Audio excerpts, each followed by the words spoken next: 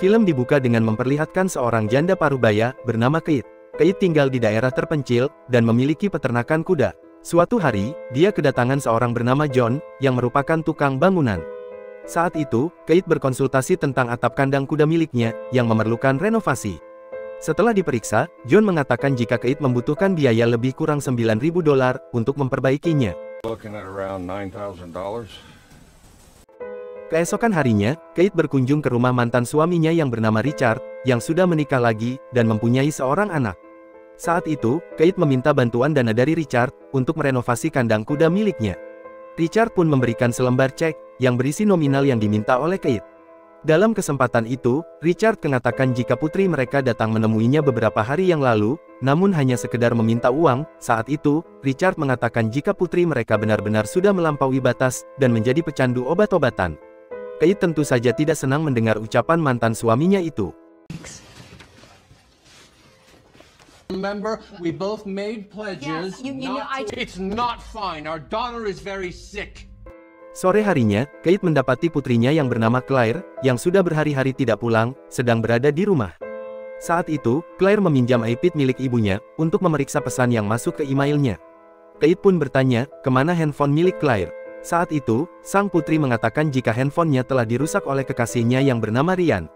Namun, Claire bercerita jika sebelum dia pergi dari rumah Ryan, dia membuang barang-barang milik Ryan di sebuah jembatan, sebagai pelampiasan kemarahannya. First, I need a phone. Malam harinya, Kate benar-benar terlihat bahagia, karena bisa bersama kembali dengan putri yang sangat dia rindukan. Hingga keesokan harinya, mereka menghabiskan waktu untuk bermain di sebuah danau. Beberapa hari kemudian, Claire yang sedang bersantai, tiba-tiba didatangi oleh seseorang. Pria itu bernama Jackie. Saat itu, dia datang bersama Ryan. Jackie sempat menganiaya Claire, karena tas milik Ryan yang telah dibuang oleh Claire, ternyata, berisi setengah kilogram narkotik milik Jackie. Ryan sempat mencoba menghentikan Jackie, namun, dirinya malah menjadi sasaran. Kate yang melihat kejadian itu, segera melindungi putrinya. Kate mengancam akan segera memanggil polisi. Namun, dengan santai Jackie mengatakan jika Claire adalah seorang pecandu berat. Claire telah membuang barang miliknya. Jackie memberi dua pilihan, mengembalikan barang itu, atau menggantikannya dengan sejumlah uang. Setelah itu, Jackie pergi bersama Ryan. I'm gonna call the police. Give it back, or she can pay. Malam harinya, Kate yang baru pulang ke rumah, melihat putrinya sedang bermesraan dengan Ryan. Kate yang kecewa, tidak menghiraukan apa yang baru saja dia lihat. Saat itu, Claire meminta sejumlah uang kepada Kate, untuk melarikan diri bersama Ryan, dari kejaran Jackie. Namun, Kate yang kecewa dengan sikap Claire yang masih saja berhubungan dengan Ryan.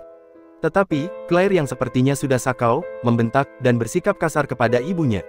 Setelah berdebat panjang, akhirnya Claire pergi bersama Ryan, tanpa mendapatkan uang dari Kate. It's all gone towards getting you better. Clearly it has. Open the door! Keesokan harinya, Kate kedatangan sahabatnya yang bernama Les. Saat itu, Les yang merasakan kesedihan yang dirasakan oleh Kate. Les pun akhirnya bermalam di rumah Kate. Mereka minum-minum, sambil menari. Les terlihat senang melihat Kate yang bisa melepaskan bebannya, meski untuk sementara waktu. Why don't I just stay and help out the farm to...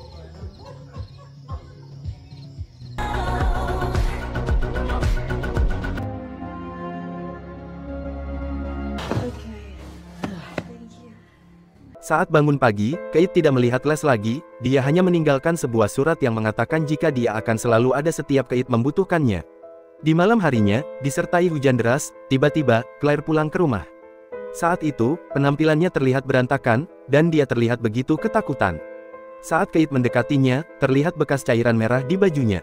Dengan menangis, Claire mengatakan jika dia tanpa sengaja telah membuat Ryan tewas. Claire bercerita, jika mereka berkemah di hutan, namun terjadi pertengkaran, dan akhirnya tanpa sengaja dia memukul kepala Ryan dengan batu. Kate mencoba menenangkan putrinya, sambil bertanya, di mana mayat Ryan saat ini. Claire pun mengatakan jika mayat Ryan ada di dalam mobil. Dengan segera, Kate memeriksa ke dalam mobil putrinya. Benar saja, di sana terlihat mayat yang telah terbungkus dengan plastik. Blood everywhere, Mom. Just... Oh, what do we do?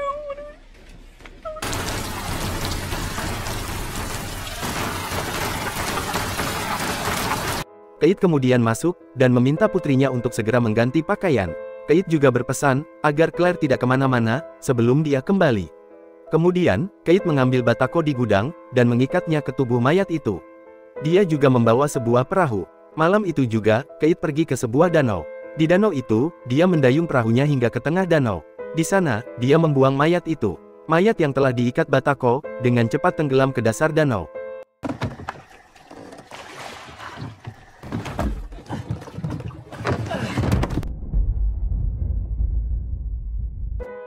Setelah membereskan semuanya, Kate segera menemui putrinya. Claire yang masih ketakutan, mengatakan jika dia ingin tidur di dalam pelukan ibunya. Beberapa hari kemudian, terlihat Claire yang kembali ketakutan. Kali ini, dia mengatakan jika Jackie mendatanginya. Jackie menagih hutang Ryan yang telah menyebabkan narkotik miliknya hilang. Kate yang tidak mau kematian Ryan diketahui oleh Jackie, segera memberi cek yang telah diberikan oleh Richard tempo hari, agar semua masalah menjadi cepat selesai.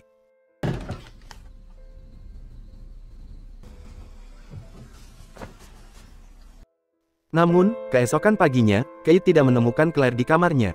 Kate mencoba menghubungi, dan mengirimkan pesan kepada putrinya, namun tidak mendapat balasan. Kate kemudian teringat jika Claire pernah login di iPad miliknya. Setelah dilacak, akhirnya Kate menemukan lokasi Claire saat ini. Kate segera menuju ke lokasi itu. Di sana, Kate mendekati sebuah rumah. Namun ternyata,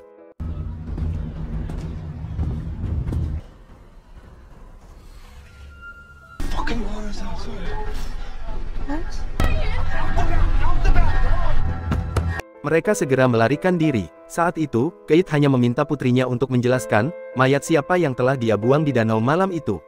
Namun, dengan cepat Ryan mendorongnya. Mereka pun berhasil kabur. Kate terlihat begitu frustasi akibat sikap putrinya.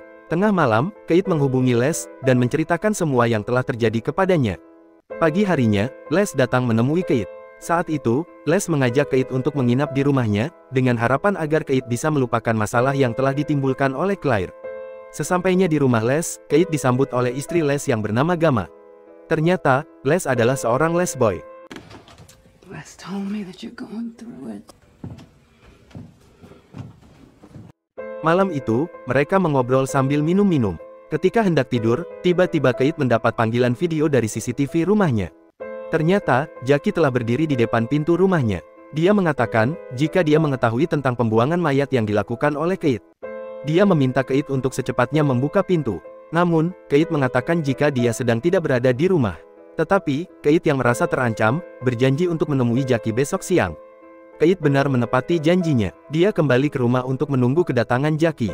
Tak berselang lama, Jackie pun datang. Tanpa basa-basi, Jackie meminta sejumlah uang dengan jumlah besar kepada Kate. Dia mengatakan, jika mayat yang telah dibuang oleh Kate, adalah mayat seorang pecandu narkotik, yang mati karena dipukul oleh Claire dan Ryan. Kate benar-benar merasa terjebak dalam situasi yang tidak seharusnya dia alami. Niatnya, dirinya hanya ingin menyelamatkan putrinya dari jerat kriminal. Conditional love. Does Claire know you're doing this? She does. Mendengar permintaan Jackie dalam jumlah yang begitu besar, Kate terus terang mengatakan jika dia tidak memiliki uang sebanyak itu.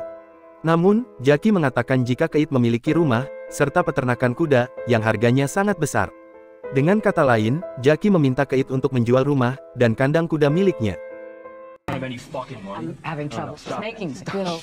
Tell me that you have nothing, because you have a lot.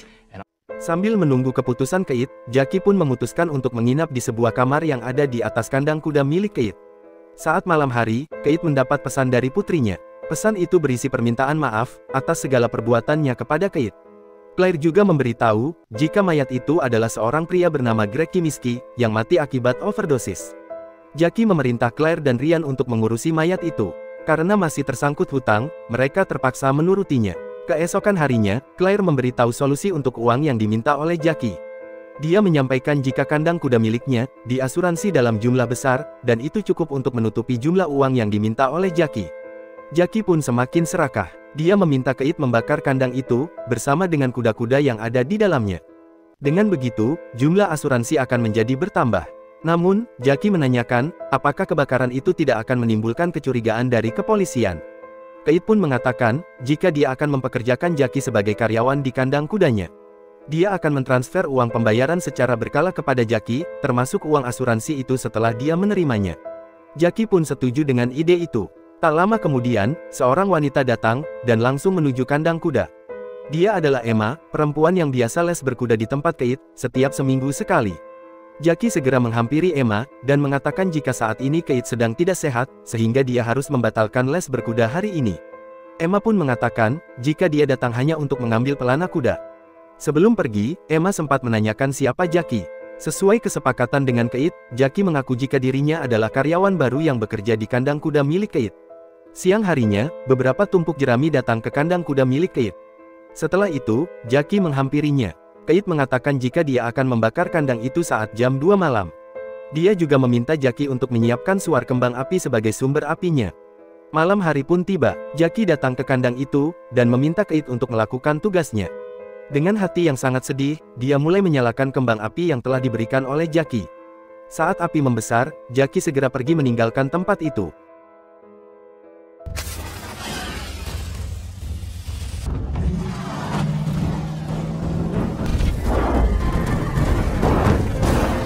Pagi harinya, Keith yang terlihat begitu berantakan, ditemui oleh seorang detektif. Sambil menunjukkan besi suar bekas kembang api, detektif itu memberitahu jika kandang kuda milik Keith sengaja dibakar oleh seseorang. Detektif menanyakan, apakah Keith memiliki karyawan yang tidur di kamar di atas kandang kuda. Keith pun menjawab, jika dia memiliki karyawan bernama Jackie. Namun, dia terakhir melihat mobil Jackie sekitar pukul 10 malam, sebelum kebakaran terjadi. Detektif menyampaikan hal yang mengejutkan, jika polisi menemukan sebuah mayat yang telah terbakar hangus di dalam kamar di atas kandang kuda. Akhirnya, Keith dibawa ke kantor polisi untuk dimintai keterangan.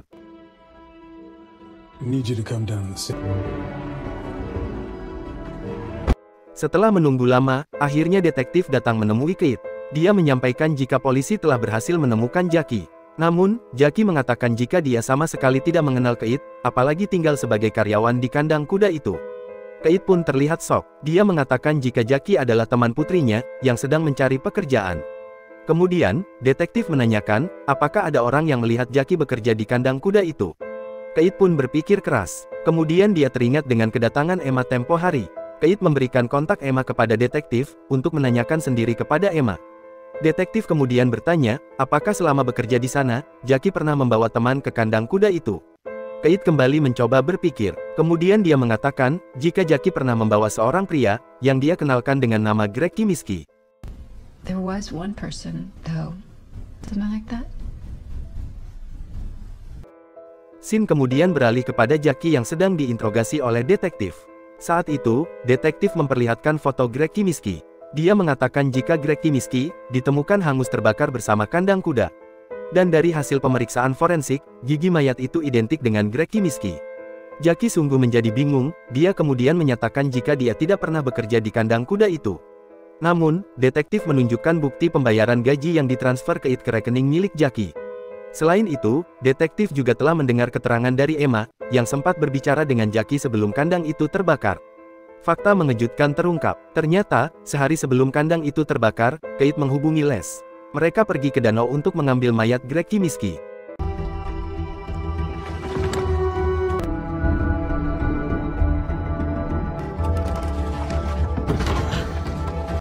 Kemudian, mayat itu mereka simpan di dalam lemari pendingin.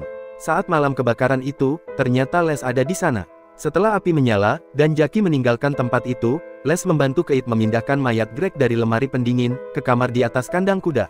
Jackie yang terpojok, akhirnya menceritakan tentang pembuangan mayat, yang dilakukan oleh Keith. Namun, detektif tidak mempercayai itu, karena Jackie tertangkap oleh CCTV saat membeli kembang api itu. Jackie pun akhirnya ditangkap, dan ditetapkan sebagai pelaku pembakaran kandang kuda, dan pembakaran terhadap Greg Kimiski. Keith yang dijemput oleh Les, terlihat begitu lelah, dan membuatnya menangis. Beberapa hari kemudian, kandang itu kembali dibangun menggunakan asuransi. Di akhir film, terlihat Claire yang kembali ke rumah, sambil menangis. Film pun selesai. Terima kasih telah menonton. Jangan lupa tinggalkan like, dan tekan tombol subscribe.